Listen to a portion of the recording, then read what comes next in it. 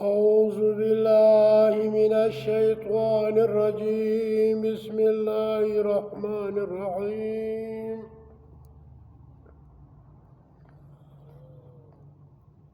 قال فاهبط منها فما يكون لك أن تتكبر فيها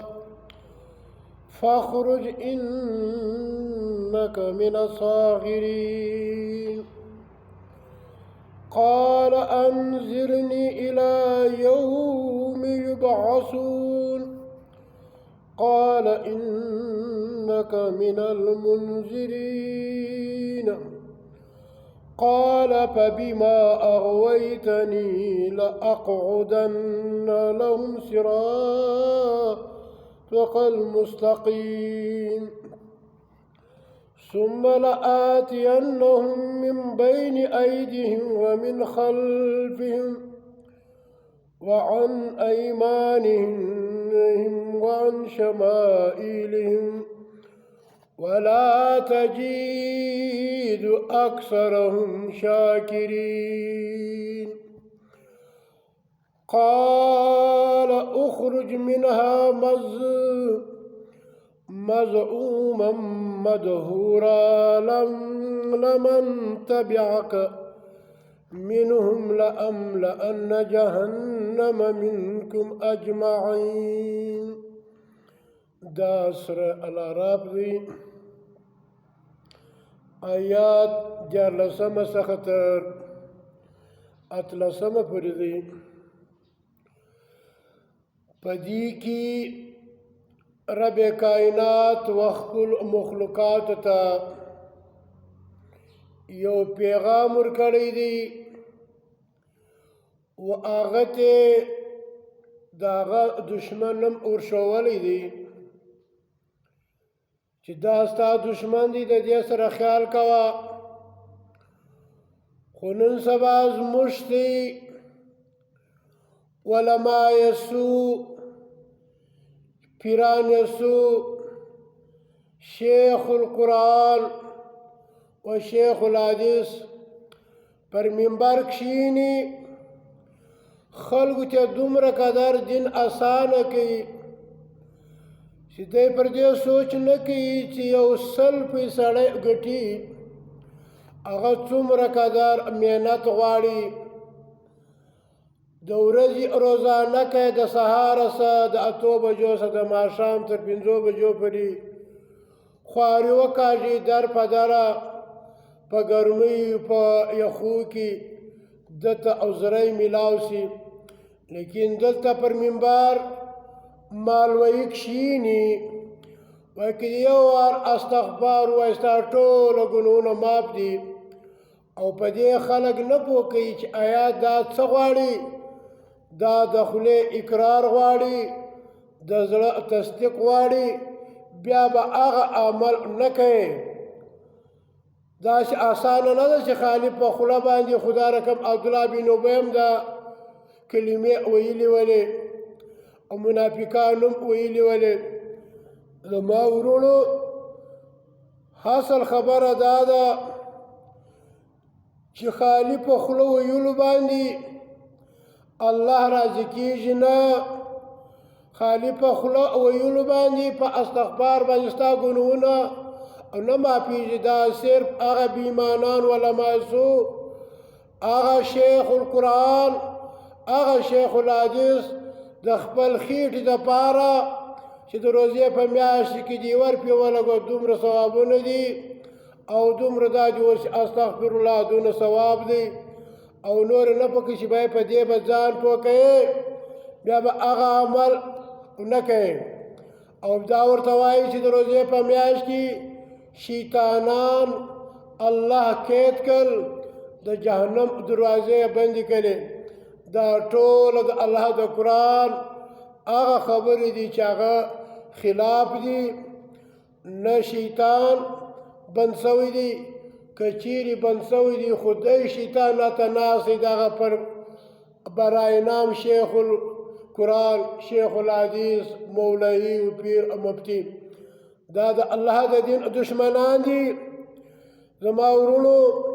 شیطانان اوس هم خلاص دي ګرځي الله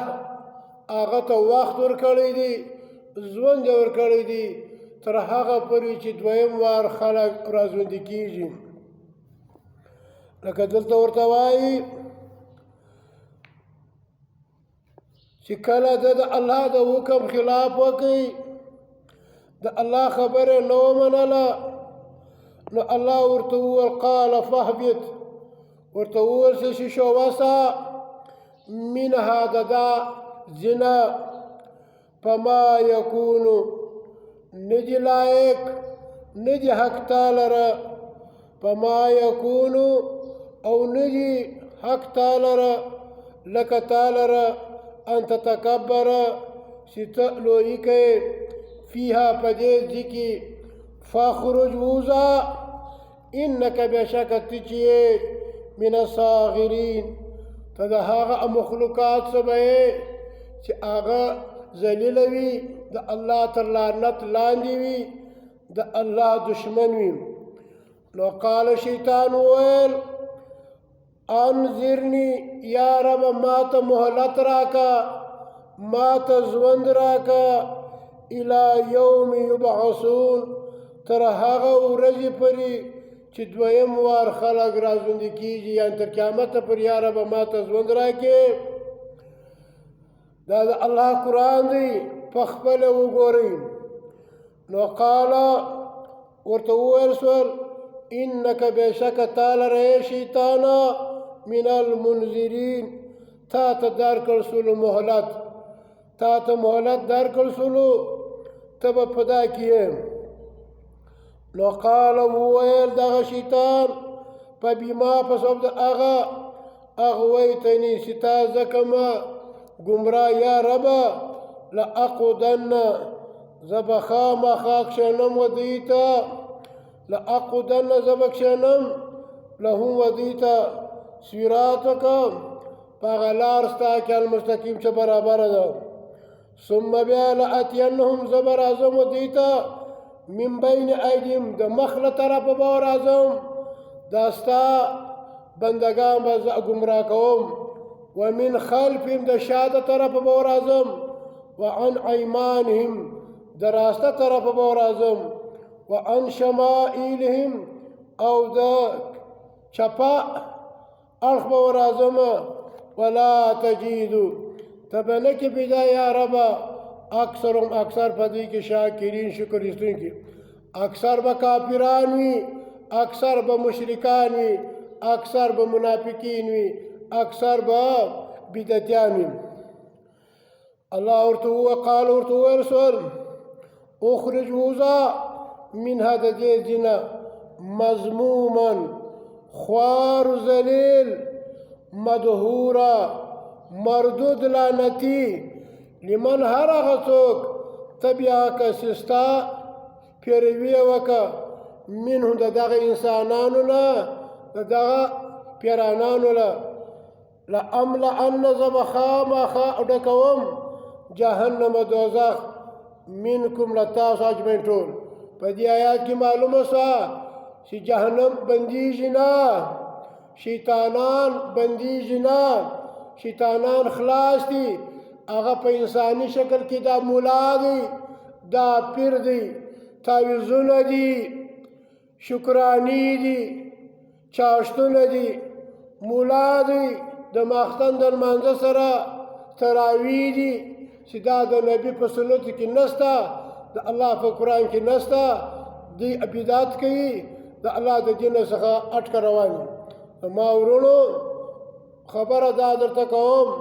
چې هر شی دې ووایي سبحان الله دې په هغه به ځان پوه کوې نو بیا الله خوشحاله کېږي استغفر الله وایه په دې به ځان پوه کوې بیا ثوابونه دي خالي د خولې ویلو پورې نه دي په زړه به تصدیق کوې په عمل به ثابتې بیا به هغه کار نه کوې چې نیک یې توبهګاره شولې نو بیا الله پاک ثوابونه درکړي او که ته لکه منافق رقم دلته په خوله لا اله په زړه باندې خټکی غلا دا بیا پیدا نه کوي چې هر شی وایي السلام علیکم ورحمت الله په دې به ته پوهې په دې کې ورته دا وعده د خپل ورور مسلمان څخه چې ستا عزت به زه د ځان عزت بولم، ستا مال به د ځان مال بولم، دا رقم به زه حفاظت کوم لکه د ځان. زما ورونو د الله قرآن ته ټیم ورکړو، عمل په وکړو او تر بله پورې ورسو.